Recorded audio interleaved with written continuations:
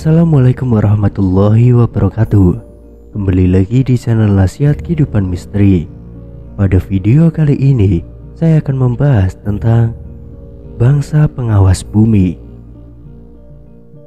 Ada banyak hal yang telah dilupakan dari masa lalu manusia. Bahkan ada banyak peristiwa yang sebenarnya fakta, tapi kini hanya dianggap sebatas dongeng dan mitos belaka. Dan pada dasarnya ada begitu banyak kisah dan fakta sejarah manusia yang pernah tinggal di kawasan Nusantara ini. Ada banyak keunikan dan fenomena yang luar biasa mengagumkan. Namun harus diakui bahwa semua itu telah sirna dalam catatan sejarah formal atau bahkan ingatan manusia kini. Padahal di setiap periode zamannya selalu ada yang memukau dan tentunya bisa diambil sebagai pelajaran hidup. Sehingga tidak ada ruginya bila kita masih tetap mau menggali ataupun mengetahui ceritanya. Kisah ini bermula pada suatu masa di mana manusia belum diturunkan ke bumi. Saat itu telah hidup bangsa yang bernama Safaru. Mereka ini tidak tinggal di bumi, melainkan di suatu tempat yang sangat jauh dari bumi. Tepatnya di sebuah dimensi khusus yang bernama Mahilasi. Yaitu dimensi ini berada di alam semesta yang lain dari alam semesta kita. Berbeda dengan manusia yang kelak tinggal di bumi, yang levelnya rata-rata hanya di tingkat dimensi ketiga dan 4. Maka bangsa Safaru ini sudah berada pada level dimensi ke-19 sampai 13. Karena itulah bangsa Safaru ini memiliki kekuatan seperti para malaikat. Dan di antara para Safaru itu ada 5 sosok yang memilih turun ke harta atau dunia manusia untuk menjadi pengawas serta penguji. Hanya saja mereka selalu bersembunyi dan hanya mereka menampakkan dirinya dalam wujud asli kepada sosok kesatria utama dari golongan manusia saja, atau dalam kasus tertentu dihadapkan orang banyak. Karena itulah di kemudian hari para Safaru ini dikenal dengan sebutan Al-Sitar, atau yang berarti pengawas bumi yang agung dan tersembunyi. Kisah pun berlanjut. Akhirnya manusia itu diturunkan ke bumi dan berkembang menjadi para bangsa dengan ras yang berbeda.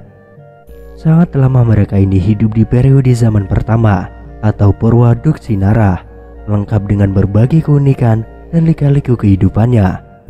Dan periode zaman pertama yaitu Purwa Duksinara pun harus berakhir, lalu digantikan dengan periode zaman kedua yaitu Purwa Nagara. Setelah semuanya cukup waktu, maka periode zaman kedua itu pun harus berakhir dan digantikan dengan periode zaman ketiga yaitu Dirgantara. Nah, pada masa awal periode zaman ketiga yaitu Dirgantara ini, setelah 1 miliar tahun berlalu, maka untuk pertama kalinya satu di antara 5 sosok dari bangsa Safaru itu turun ke bumi. Ia bernama Amarun dan langsung membangun sebuah tempat khusus, sebuah negeri di atas awan dengan nama Yavana. Negeri ini sangat tersembunyi atau tak kasat mata dan posisinya berada di antara Pulau Jawa, Sumatera, Kalimantan, dan Sulawesi sekarang. Lalu selang beberapa waktu kemudian, keempat bangsa Safaru lainnya yang bernama Asorin, Hadirar, Kasibar, dan Giwasur ikut menyusul dan tinggal di negeri tersembunyi yang disebut Yavana itu. Sejak pertama kali manusia diciptakan, bangsa Safaru sudah tertarik dengan mereka. Dan ketika manusia sudah menjalani kehidupannya di bumi, bangsa perkasa yang tinggal di dimensi Mahilasi ini semakin tertarik dengan umat manusia. Meskipun mereka hidup di tempat yang sangat jauh dari bumi, bangsa Safaru seringkali mengamati perilaku manusia dari jauh.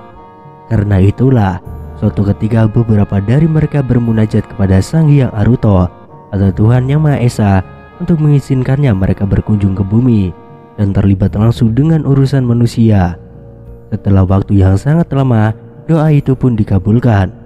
Malaikat Jibril datang menemui mereka dan membawa petunjuk langsung dari Tuhan. Dalam kesempatan itu, diperintahkan agar 5 orang dari mereka bersiap untuk turun ke bumi. Tidak sekaligus, melainkan satu persatu. Begitulah kisah tentang bagaimana bangsa Safaru itu sampai terlibat dengan urusan manusia di bumi.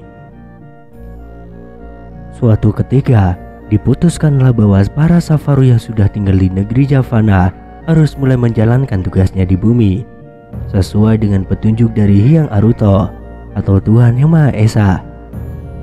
Mereka lalu berperan dalam dua karakter yang berseberangan. Asorin dan Hajirar harus menjadi tokoh yang membawa pada kebangkitan dan kejayaan, sedangkan Kasibar dan Kiwasur harus menjadi tokoh yang mengajak mereka pada kehancuran dan penderitaan. Sementara Amarun harus tampil sebagai penengah dari keduanya. Ia akan muncul sebagai hakim di akhir setiap permainan yang sedang mereka lakukan kepada umat manusia. Lalu apa sebenarnya tujuan dari tugas ini?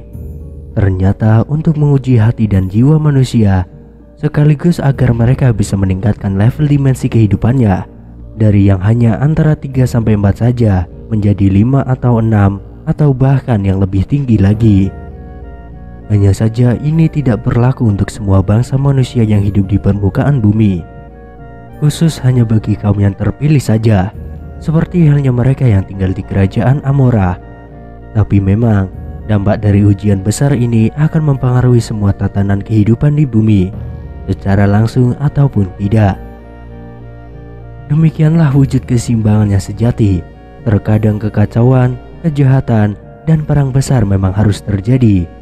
Hal ini merupakan cara yang ampuh untuk bisa menyadarkan diri manusia tentang kemampuan diri sejatinya.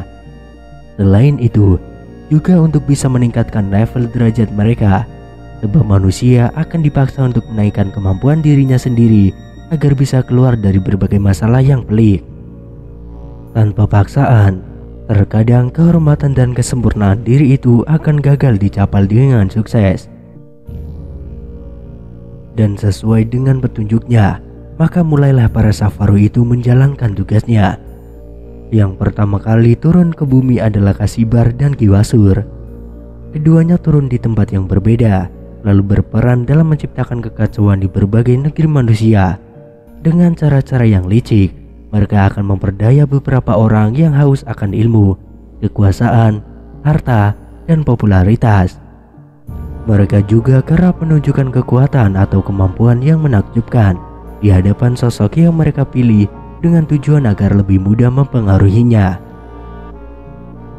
Awalnya mereka, Kasibar dan Kiwasur, akan mengajarkan tentang kebajikan dan ilmu pengetahuan yang tinggi.